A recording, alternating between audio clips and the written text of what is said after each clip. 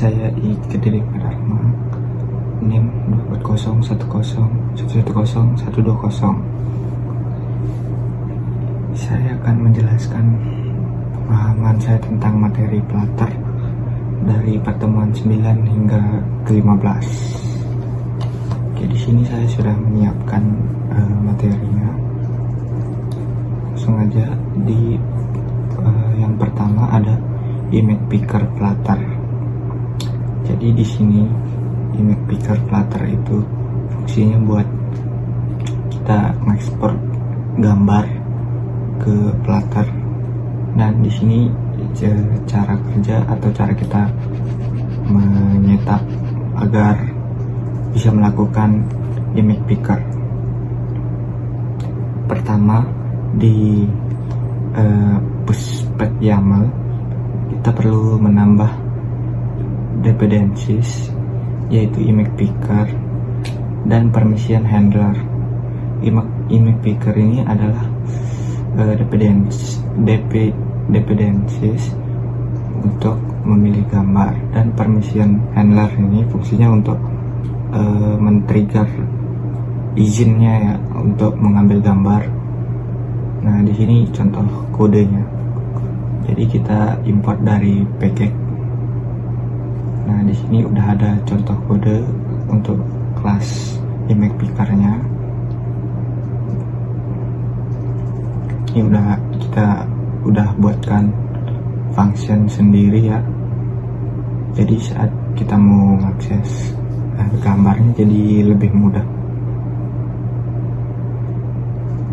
Nah, di sini penjelasannya yang seperti yang saya katakan tadi.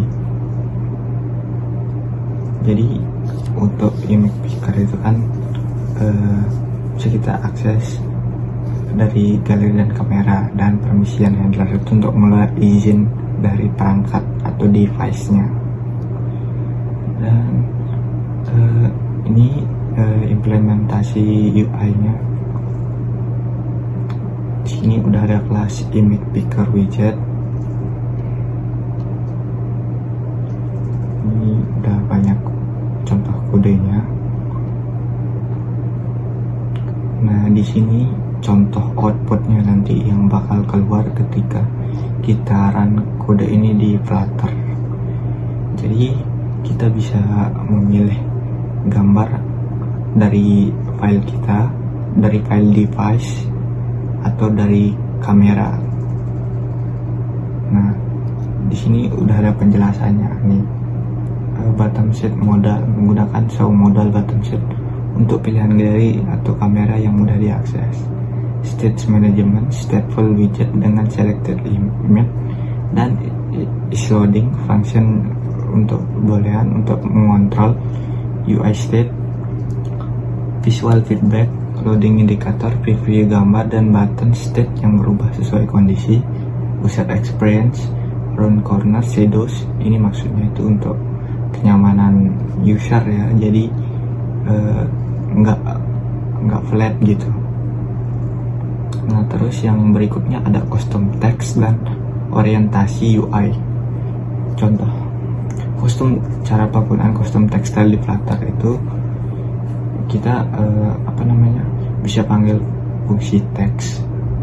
Di sini kita isi title-nya. Nah, untuk mendekornya kita menggunakan text style, fungsi text style. Contohnya di sini di dalam text style itu ada isi nilai-nilai, contohnya seperti font size 24, font weight bold, terus colornya udah ada. Terus kita bisa milih font family, letter spacing, dan masih banyak lainnya. Ini hanya contoh saja. Lalu ada shadows, ini ada fungsi shadow lagi, ini untuk bayangannya ya. Nah, lalu di sini ada penjelasannya yang lebih rinci. Orientasi UI dengan media query. Ini untuk mengelola layout responsive berdasarkan orientasi layarnya. Di sini udah ada kode-kodenya. Nah, ini ketika misal device-nya menggunakan mode portrait, nanti hasilnya bakal seperti ini. Dan ketika menggunakan landscape, hasilnya akan jadi seperti ini. Di sini ada penjelasannya lebih lanjut.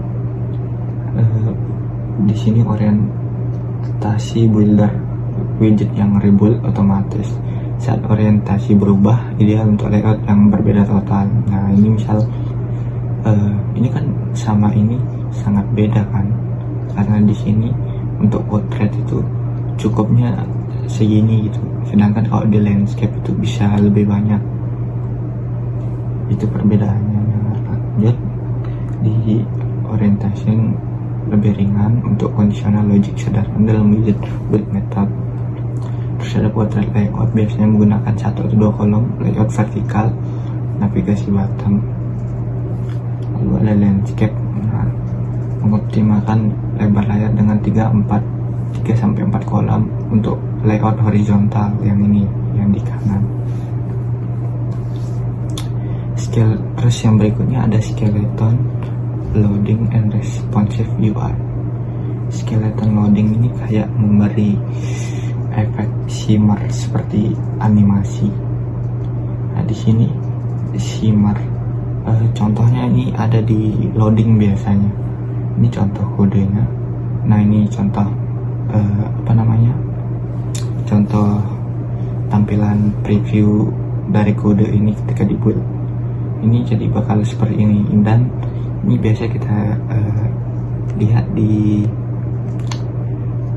saat kita membuka aplikasi tapi sedang loading UI-nya atau komponen-komponennya. Berikutnya layout responsive dengan layout builder. Jadi kita bisa membuat layout yang responsif.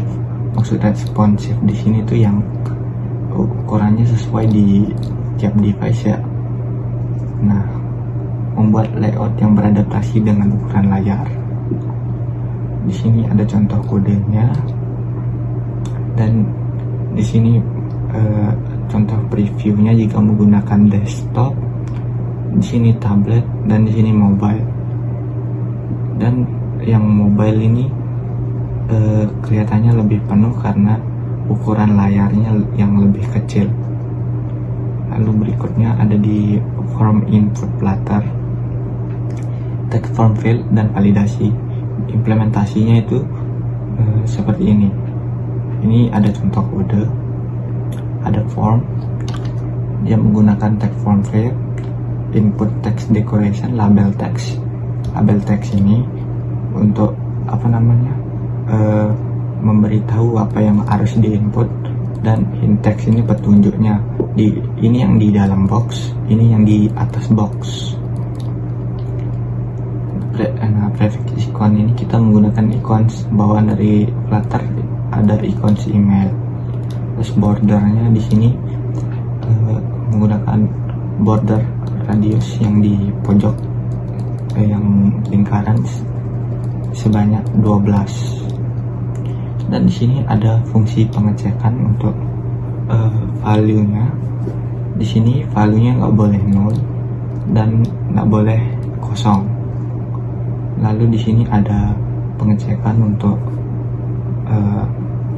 regex, namanya regex, untuk pengecekan tanda add. Jadi ini fungsinya semisal pengguna memasukkan email tapi tidak mengisi tanda add, ikon add, maka akan dinyatakan format emailnya tidak valid. Dan di sini contoh preview dari kode tadi. Oke, berikutnya ini ada fitur lanjutan untuk form tadi.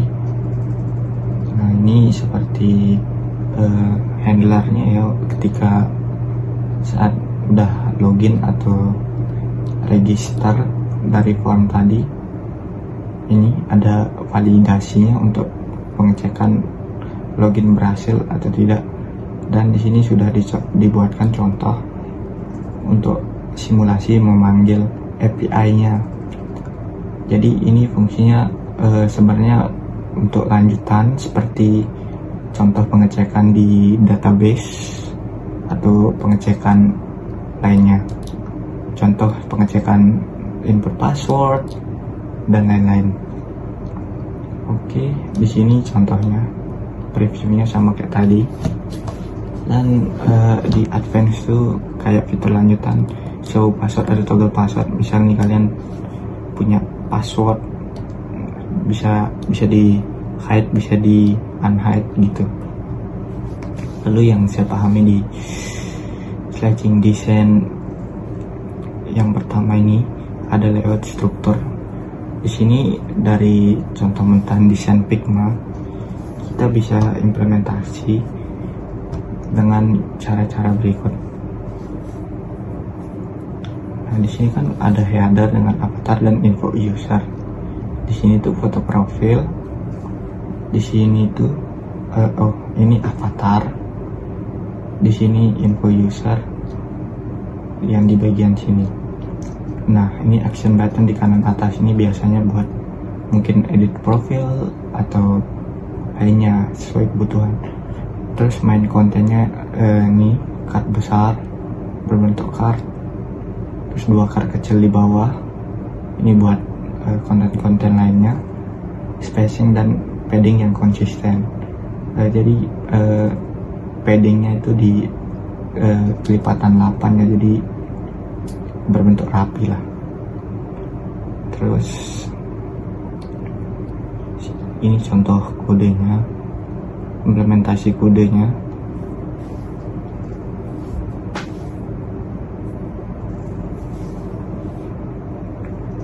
Nah, di sini previewnya masih belum bisa saya tampilkan ya, karena masih ada yang error. Nah, di sini ada widget breakdown karena tampilannya hancur, jadi kita lanjut saja. Terus di slicing design 2 di styling dan tipografi. Sini ada implementasi detail styling warna, shadow dan animasi. Sini tipografi scale-nya ada yang khusus untuk heading 1, heading 2, heading 3, body text dan caption. Dan color palette, maksudnya itu color palette itu yang warnanya nyambung ya. Misal ini sama ini tuh kalau dipakai temanya sesuai, jadi nyambung. Nah, seperti contohnya di sini. Sini ada contoh desainnya seperti ini. Nah, ini desain spesifikasi lengkapnya. Di sini border radius dia menggunakan 16 pixel. Terus box shadow ini mungkin nggak begitu kelihatan karena yang dipakai sedikit. Terus gradient untuk warna di card ini, di box ini. Terus tipografinya menggunakan SF Pro yang dengan ukurannya 16 pixel. Dan di sini kalian bisa lihat contoh codingannya.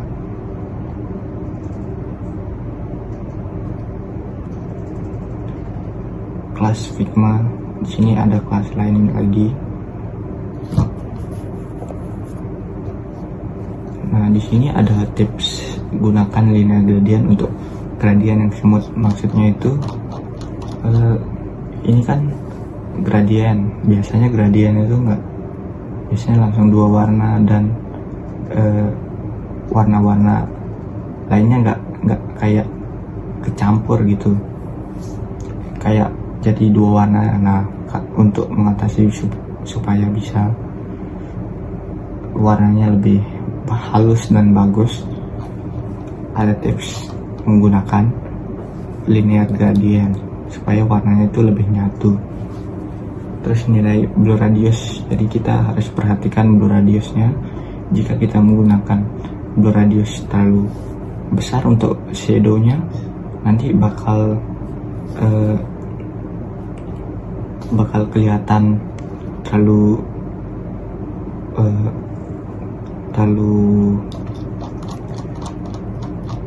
misal nih di sini kan ada shadow tapi kecil. Nah, karena kalau kita setting blur radiusnya terlalu besar, nanti bakal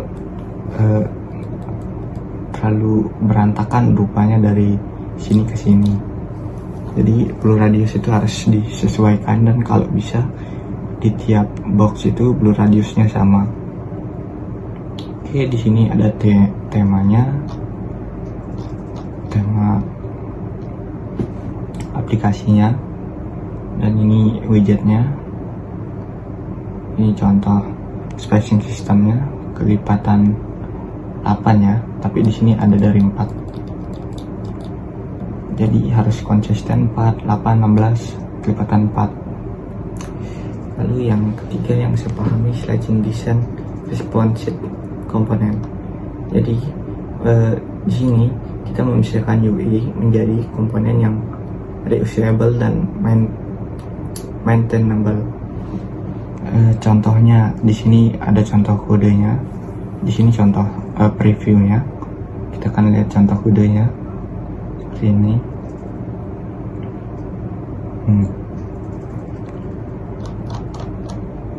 Nah, ini maksudnya itu kayak di tiap kode itu kita punya apa namanya UI yang tertata rapi lah. Misal di sini start widget ada start cardnya, content list ada content cardnya, jadi semua itu jadi konsisten. Jadi tampilannya konsisten, tidak berbeda dari yang lain. Terus ada responsive design dari Figma. Di sini maksudnya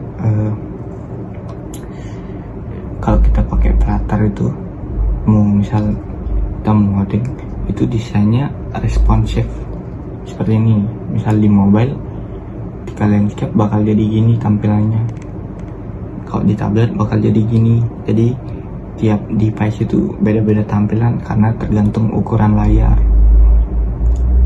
Nah, di sini prinsipnya layoutnya menggunakan presentasi dan flexbox untuk adaptasi. Konten penting tetap terlihat di semua ukuran layar. Fitur tambahan muncul pada layar yang lebih besar. Nah, contohnya ini di sini di bagian tablet, karena layar yang lebih besar, lebih banyak kita isi konten karena layarnya lebih besar. Dan kalau kita samakan isi kontennya yang kedua ini, kemungkinan yang di layar yang lebih besar kelihatan hampa, kurang rame. Jadi pengguna melihatnya aplikasinya biasa aja. Jadi untuk menarik pengguna agar tertarik dengan aplikasinya dan nyaman, kita isikan beberapa konten-konten lain. Terus performance, optimasi kalau kita pakai Flutter tuh optimasi loadingnya dan renderingnya untuk semua device tuh kencang ya, karena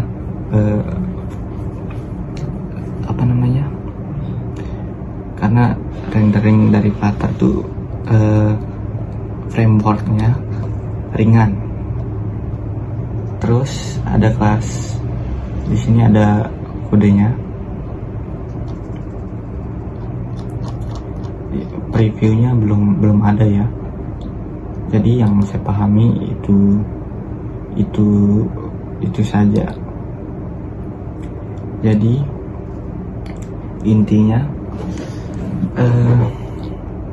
materi yang saya pelajari dari pertemuan 9 sampai 15 di sini, kita bisa menyetap image picker dan kita bisa membuat style tag custom dengan bawaan dari Flutter.